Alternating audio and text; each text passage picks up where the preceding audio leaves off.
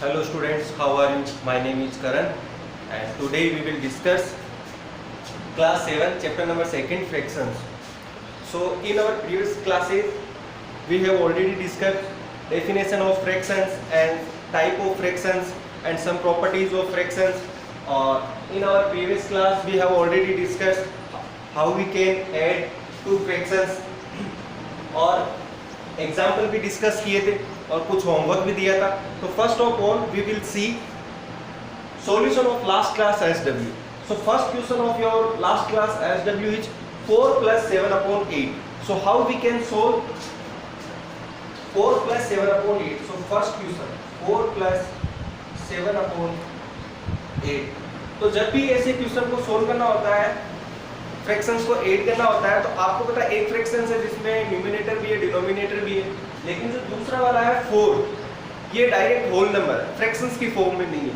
तो अगर आपको किसी भी होल नंबर को फ्रैक्शंस की फॉर्म में चेंज करना होता है तो आपको क्या लिखना पड़ेगा डिनोमिनेटर में 1. तो यहाँ पे लिख दिया 1. Now LCM of 1 and 8 is 8. अब 1 की टेबल में 8 टाइम आता है, तो ये 8 ऊपर जाके 4 से मल्टीप्लाई होगा तो यहाँ हो जाएंगे 32.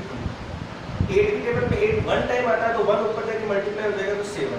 Now 32 plus 7 equals to 39 upon 8.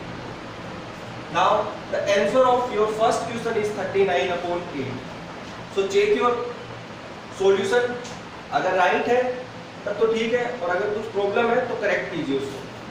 Now second problem is 1 upon 6 plus 2 upon 7. Now first fraction is 1 upon 6 and second fraction is 2 upon 7. Now the denominator of first fraction is 6 and denominator of second fraction is 7. अब आप मुझे बताइए what will be the LCM of 6 and 7? क्या LCM होगा 6 and 7 का? Now the LCM of 6 and 7 will be 42. Okay, अब 6 की table में 42 कितने टाइम आता है 7 टाइम, तो 7 1 से मल्टीप्लाई ऊपर होगा तो हो जाएगा 7 into 1 1. नाउ द 7 की टेबल में 42 6 time. Now this 6 will be multiply by 2. Now 6 and 2 multiply होकर हो जाएंगे 12. नाउ 7 plus 12 कितना हो जाएगा 19 upon 42 is the correct answer of problem number 2. अब हम डिस्कस करेंगे प्रॉब्लम नंबर 3 एसडब्ल्यू में. जो थर्ड क्वेश्चन था वो इस क्वेश्चन में देखिए आपके पास में मिक्स्ड फ्रैक्शंस है. तो सबसे पहले आपको मिक्स्ड फ्रैक्शन को सोल्व करना पड़ेगा. तो थर्ड क्वेश्चन जो था आपका 2/2 upon 3 plus 3/1 upon 2. तो सबसे पहले मिक्स्ड फ्रैक्शन को हम सोल्व करते हैं. तो फर्स्ट मिक्स्ड फ्रैक्शन है 2 upon 2/3. Now this 3 is multiplied by 2. 3 multiplied 2 और जो न्यूमरेटर में 2 है वो 8 हो जाता है, तो इसके डिनोमिनेटर को वापस लिख देते हैं. नाउ 3 multiplied 2 6 plus 2 8, तो ये तो हो जाएगा 8 upon 3. सेकंड फ्रैक्शन थी 3/1 upon 2. Now 2 is multiplied by 3, जो न्यूमरेटर में 1 है वो 8 हो जाता है, डिनोमिनेटर वापस आ जाता है. Now 3 multiplied 2 6 plus 1 7 upon 2. अब इन दोनों की जगह ये दोनों फ्रैक्शंस लिख दो. Now 8 upon 3 plus 7 upon 2. तो स्टूडेंट मैंने क्या किया कि जब भी क्वेश्चन मिक्स्ड फ्रैक्शंस की फॉर्म में आता है तो सबसे पहले आपको उस क्वेश्चन को चेंज करना है सिंपल फ्रैक्शंस की फॉर्म में. Now fractions first is 8 upon 3 and second is 7 upon 2.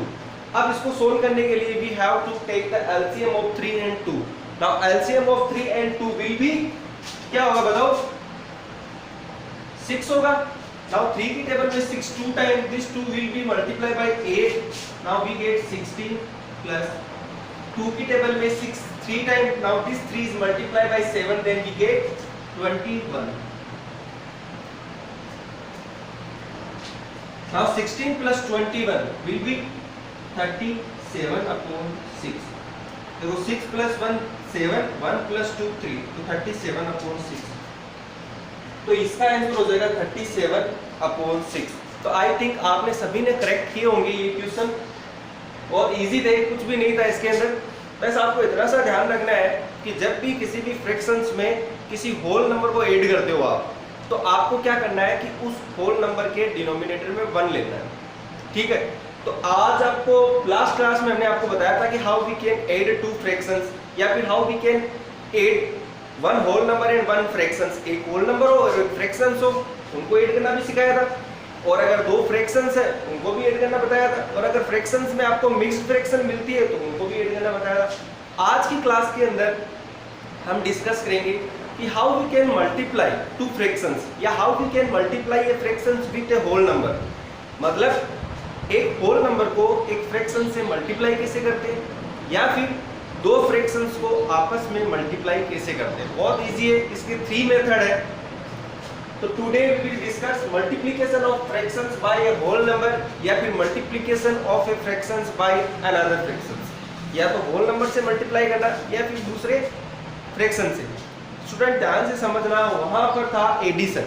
देखो इस होल नंबर का फ्रैक्शन के साथ ऐड किया था, यहाँ पर 2 फ्रैक्शंस को ऐड किया था, यहाँ पर भी 2 फ्रैक्शन थी मिक्स्ड फ्रैक्शन, उनको ऐड किया था। तो लास्ट क्लास के अंदर हमने जो किया था वो था एडिशन, और आज हम जो बात कर रहे हैं वो है मल्टीप्लिकेशन। तो जब हम एडिशन करते हैं, होल नंबर हो चाहे 2 फ्रैक्शंस हो, तब हम क्या करते हैं, सीधी सी बात है, एलसीएम लेते हैं।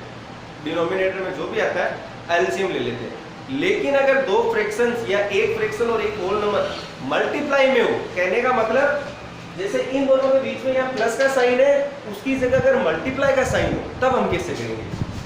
जैसे 3 मल्टीप्लाई 1/5, देखो इसमें था प्लस का साइन, इसमें है मल्टीप्लाई का साइन।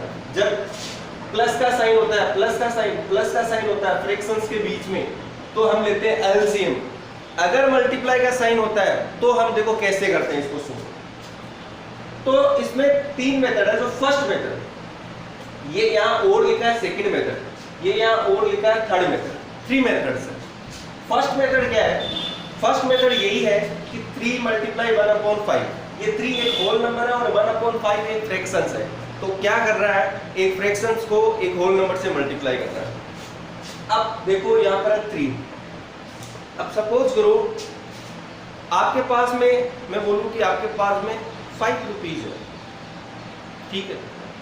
फिर मैं आपको बोलूँ कि इस 5 रुपीज को आप 3 टाइम कर दीजिए, मतलब 3 गुना कर दीजिए। 5 रुपीज है, इसको 3 टाइम्स कर दीजिए। तो आप बोलोगे कि 5 रुपीज को 3 टाइम्स करेंगे तो 15 रुपीज हो जाएंगे। इसका मतलब आपने क्या किया कि अगर किसी भी चीज़ को 3 टाइम्स मैंने बोला तो उसको 3 टाइम मल्टीप्लाई कर दिया। अब मैंने बोला आपके पास में 10 रुपीज है, इसको डबल कर दीजिए, तो आपने 20 बोला। आपने क्या किया कि उसमें उसी नंबर को ऐड कर दिया, डबल किया तब 2 टाइम ऐड किया। मैंने ट्रिपल बोला था, 3 टाइम 3 मल्टीप्लाई किया था, आपने 3 टाइम ऐड कर दिया था उसको। जैसे आपको क्या करना है, अगर इसको 3 से मल्टीप्लाई करना है तो फर्स्ट मेथड जो मैं बता रहा हूँ उसमें क्या करना है, इस 3 के नीचे डिनोमिनेटर में 1 मान लेना है। जैसे कि इस क्वेश्चन में 4 के नीचे डिनोमिनेटर में 1 मान लिया था, लेकिन इनके बीच में तो प्लस का साइन था, इसलिए आपने ले लिया था इसका एलसीएम। इसमें आपको एलसीएम नहीं लेना। अगर बीच में मल्टीप्लाई का साइन है तो स्टूडेंट आपको एलसीएम नहीं लेना। ध्यान से सुनो मैं क्या बोल रहा हूँ। अगर बीच में मल्टीप्लाई का साइन है तो एलसीएम नहीं लेना। आपको डायरेक्ट न्यूमरेटर को न्यूमरेटर से मल्टीप्लाई करना और डायरेक्ट डिनोमिनेटर को डिनोमिनेटर से मल्टीप्लाई करना है। वापस से सुनो मैंने क्या बोला। मैंने बोला कि अगर 2 फ्रैक्शंस के बीच में प्लस का साइन होता है तब तो आपको एलसीएम लेना है, और 2 फ्रैक्शंस के बीच में मल्टीप्लाई का साइन होता है तब आपको दोनों फ्रैक्शंस के न्यूमरेटर को आपस में मल्टीप्लाई करना है और डिनोमिनेटर को आपस में मल्टीप्लाई करना है। मल्टीप्लाई का साइन होता है तब आपको एलसीएम नहीं लेना है, आपको प्लस का साइन होता है तभी एलसीएम लेना है। और अगर प्लस का साइन है 2 फ्रैक्शंस के बीच में तब आप डायरेक्ट उसको मल्टीप्लाई नहीं कर सकोगे, एलसीएम ही लेना पड़ेगा। तो मल्टीप्लाई का साइन है तो दोनों आपस में मल्टीप्लाई हो गए, न्यूमरेटर और डिनोमिनेटर। तो एक तो ये मेथड है सीधा सा आंसर लेके आने का 3/5। अब सेकंड मेथड मैंने बोला कि 3 से मल्टीप्लाई 1/5, इसका मतलब 1/5 कितने टाइम है, 3 टाइम है 1/5। तो 1 2 3 मैंने 1/5 को पहले 3 टाइम लिख दिया। इसका मतलब अगर मुझे किसी भी नंबर को एक होल नंबर से मल्टीप्लाई करना है तो पहले उसको 3 टाइम लिख दो, फिर उनको ऐड कर दो। पहले उनको 3 टाइम लिख के फिर ऐड किया। देखो इधर मैंने 3 टाइम नहीं लिखा, डायरेक्ट मल्टीप्लाई कर दिया।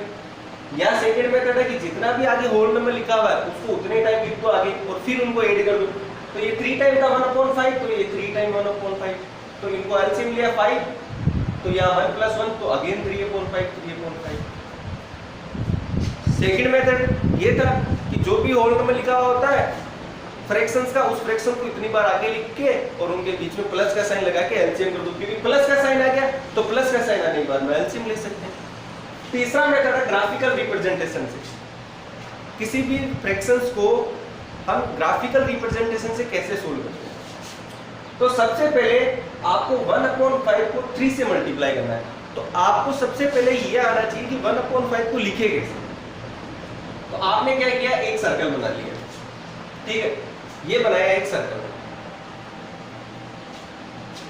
एक सर्कल बनाया। अब इस सर्कल में आपको क्या करना है कि डिनोमिनेटर में जितने नंबर लिखे हुए हैं उस सर्कल को उतने पार्ट में डिवाइड करना है। डिनोमिनेटर में कितना लिखा हुआ है 5, तो इसको 5 पार्ट में डिवाइड करना है। तो देखो मैं करता हूं इसको, ये हो गया 1 पार्ट, ये 2 पार्ट हो गया, ये 3 पार्ट हो गया, ये 4 और ये 5। देखो 1 2 3 4 एंड 3 5th पार्ट हो गए। अब आपको देखना है कि इसके न्यूमिनेटर में कितना लिखा हुआ है, 1 लिखा हुआ है, तो जितना न्यूमिनेटर में लिखा हुआ उतने वाले पोर्शन को आप शेडेड कर दो। मतलब उतने पोर्शन के अंदर आप क्या कर दो, उस पोर्शन को आप शेडेड कर दो। मतलब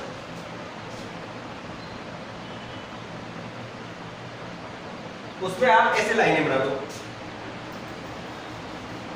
तो देखो अब मुझे 1/5 है, 1/5 को मुझे ऐसे लिखना था, तो मैंने पहले 5 पार्ट में 1 2 3 4 5। अब न्यूमिनेटर में 1 था तो मैंने क्या किया, 1 पोर्शन को शेडेड कर दिया, ठीक है। तो ये हो गया शेडेड पोर्शन हो गया 1, और बाकी बचा हुआ पोर्शन ऐसे हो गया 1 ही। क्यों किया शेडेड, क्योंकि न्यूमिनेटर में 1 लिखा हुआ था। तो 1/5 को ऐसे आप रिप्रेजेंटेशन करते हो। कैसे ग्राफिकली रिप्रेजेंटेशन क्या है इसका, ये 1/5। अब किसी के दिमाग में आया होगा कि सर आपने सर्कल ही क्यों लिया, आप कुछ और भी तो ले सकते थे। बिल्कुल ले सकता हूँ, कुछ भी ले सकता हूँ। जैसे मुझे और कुछ लेना है तो मैं 5 पार्ट में डिवाइड करना है मुझे, तो समझ लो ये मैंने लिया एक ट्रायंगल, ठीक है। अब मैंने इस ट्रायंगल के अंदर ये 1 बना दिया, 2, ठीक है। अब देखो, अब मैं इसको कर देता हूँ शेडेड पोर्शन। अब मुझे बताओ इसको कैसे लिखूंगा मैं फ्रैक्शंस के फॉर्म में। पहले मैं देखूंगा कि इस ट्रायंगल को मैंने कितने पोर्शन में डिवाइड किया total. 1 2 3 4 5 and 6। Total number of इसके पोर्शन कितने हैं, 6। तो इसका मतलब है डिनोमिनेटर में तो आ गया 6। शेडेड पोर्शन कितना है 1, तो ये आ गया होगा। अब अगर मैं एक पोर्शन को और कर देता हूं तो बताओ अब क्या बनेगा इसका। वापस टोटल कितने हैं 1 2 3 4 5 6, तो टोटल तो 6 है। शेडेड पोर्शन कितने इस बार 2, तो यहाँ आ जाएगा 2, ये लो। तो किसी भी फ्रैक्शंस को आप चेंज कर सकते हो, जरूरी नहीं है कि उसमें सर्कल लो। ट्रायंगल भी ले सकते हो, स्क्वायर भी ले सकते हो, रेक्टेंगल भी ले सकते हो, कुछ भी ले सकते हो आपकी मर्जी से। लेकिन जितना डिनोमिनेटर में लिखा हुआ उतने टोटल पार्ट्स होने चाहिए, और जो न्यूमिनेटर में लिखा हुआ उतने शेडेड पोर्शन होने चाहिए। तो 1/5 को ये लिख दिया। मुझे करना क्या था, 1/5 को 3 से मल्टीप्लाई करना था, मतलब 1/5 3 टाइम।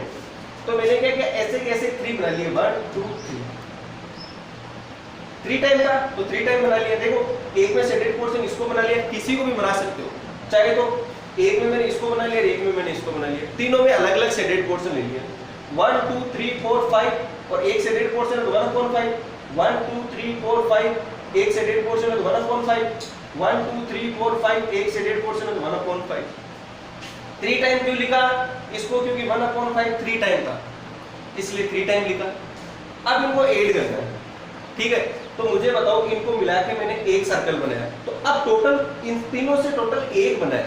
तो बताओ इन तीनों में शेडेड पोर्शन कितने थे, अलग अलग थे। इसमें 1 था, इसमें 1 था, इसमें 1 था। तीनों को अगर मैंने ऐड किया तो अब शेडेड पोर्शन कितने हो जाएंगे 3।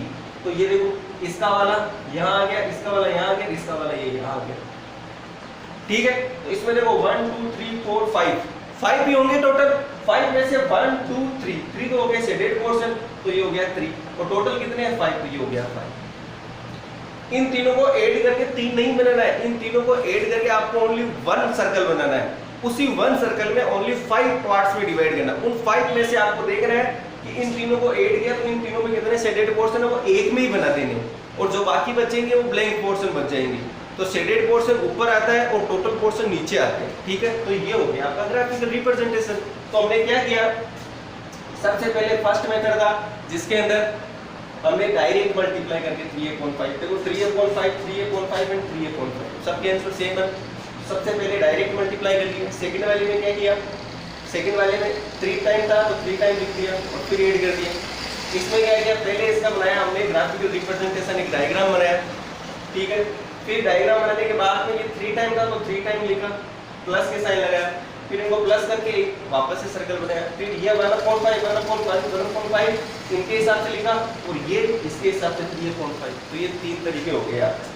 अब आपको मैं क्या कर रहा हूँ, आज की क्लास के लिए एक क्वेश्चन करवाया मैंने, अब मैं आपको इसी पे बेस्ड आपको SW दे रहा हूँ। आपको ध्यान से देख रहा होगा क्वेश्चन नंबर SW में लिखा हुआ है यहाँ पे, match appropriate product with line diagram. आपको क्या करना है, मैंने यहाँ पे डायग्राम बनाए 1 2 3 और सामने 3 ऑप्शन लिखे 1 2 3। आपको क्या करना है, आपको बताना है कि इन दोनों का आंसर इन तीनों में से क्या होगा। इसका आंसर इस तीनों में से क्या होगा, तो इसका आंसर इन तीनों में से क्या होगा।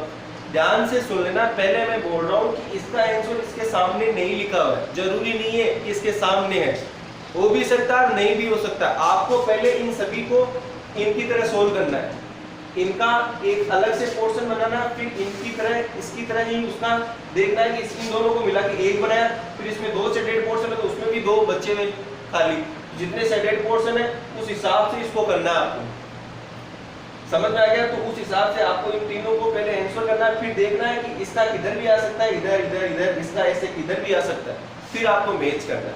समझ में आया। तो स्टूडेंट आज की क्लास के लिए इतना ही। आई थिंक आपको वीडियो समझ में आया होगा, और अगर कोई प्रॉब्लम हो तो आप मुझसे पूछ सकते हो, और वर्क कंप्लीट किया करो टाइम पे, ठीक है। तो वीडियो अच्छा लगे तो लाइक कीजिए। Thank you.